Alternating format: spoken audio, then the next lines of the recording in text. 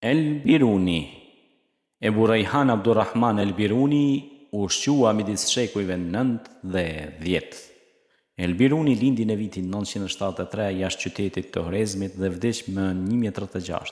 Megjithse gjuha e nënës nuk ishte arabishtja, ai shkroi mbi 100 vepra mbi gjeografinë, historinë, matematikën dhe farmakologjinë në gjuhën arabe, duke provuar se e kishte kuptuar kështu vlerën universale që kishte për kohën gjuha kuranore, si edhe aftësinë e saj për të vënë në lëvizje shkencën.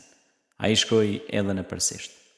Në veprat e tij ai nënvizon domosdoshmërinë e studimit të gjeografisë, astronomisë dhe në përgjithësi të gjitha shkencave të tjera për shkak të rëndësisë që kanë ato për jetën e shoqërisë. Për një musliman, shkruan ai, nuk ka kuptim koncepti i shkencës për shkencën dhe koncepti i artit për art. Arti dhe shkenca duhet të vihen në shërbim të njeriut, si në këtë jetë ashtu dhe në tjetrën. Vlefshmëria e studimit të shkencës e ka bazën dhe objektivat në zbulesën kuranore dhe në mësimet e pejgamberit Muhammed, paqja e Zotit qoftë mbi të. El Biruni pranon analogjinë ndërmjet makrokozmosit dhe mikrokozmosit. Ai thotë: e si mund të dyshojë njeriu kur është e pa mohueshme që Allahu ka fuqi të bashkojë të gjithë universin në një individ të vetëm. Prej 5 shqisave që njeriu zotron, më të rëndësishmet janë shikimi dhe dëgjimi.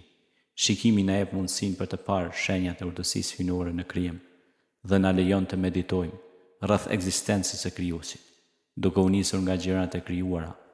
Dëgjimi është rruga përmes së cilës arrin në zemrën e njeriu fjala e Allahut dhe urdhëresat e tij. El Biruni zbuloi metodën për matjen e radiantit, hartoi tabelat me sinuset e tangjentet dhe përpunoi një metodë për të matur peshën e 9 metaleve. Zbuloi natyrën e trysnisë së lëngut, si dhe një metodë për të përfituar kripën prej ujit të detit.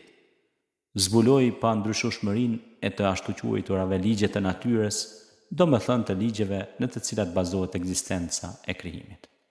Ai jetoi në oborrin mbretëror të Mahmudit të Gaznës dhe e shoqëroi atë në ekspeditën e tij drejt Indis në vitin 1000. Në veprat e tij ai botoi edhe listat e gjerësive dhe gjatësive të qyteteve kryesore të botës së asaj kohe. Ekuacionet e gradës së 3 dhe të 4 kanë qenë ende të pazgjidhshme për matematicianët, deri edhe për algebristët italianë të vitit 1500. Por El Biruni kishte shkuar përpara duke ndërmarrë një tentativë zgjidhje me metoda parafërsisht të sakta të tipit gjeometrik nëpërmjet ndërfutjeve konike.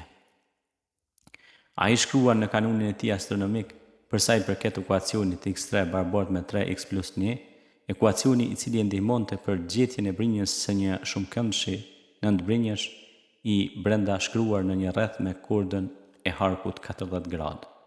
Gradet e këndëve të tij nuk formojnë tjetër se përpjestime të njëpasnjëshme, por sidoqoftë pjesa në cilën fitohet e panjohura x, që zgjidh parafërsisht edhe ekuacionin x barabartë me 1 presje 521, 45, 2, 47, 3 dhe 13, 4. Kjo vlerë e kthyer në presje dhjetore përputhet plotësisht me vlerën që do të fitojë sipas metodës Horner. Po ashtu në kanunin e tij astronomik, Biruni na thot. Ebu Biruni pra na thot se ne duhet të përparojmë me shkencë dhe të ecim sa më larg me shkencë.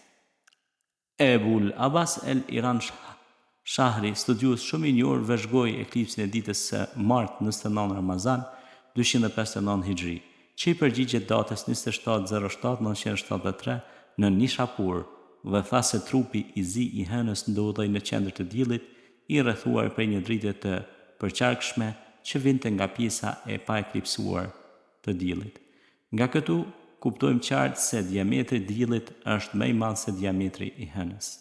Bëhet fjalë për një eklips diellor unazor, mundësinë e kryerjes së cilit shkolla ptolemeike mbi bazën e postulateve teorike mohonte a priori. Madje në shekullin e 4, Prokleu u përpoqte mohonte për arsye teorike eklipsin diellor unazor që ndodhi me 4/9/164, i cili u pa në Athinë dhe në Rod dhe u regjistrua prej Sosigenit. Studimi i tij i famshëm mbi shkencën indiane, në të cilin Biruni trajton si objekt kryesor metodën shkencore, nxjerr në pa tek ai origjinalitetin e arsyetimit që është tashmë pas mesjetar.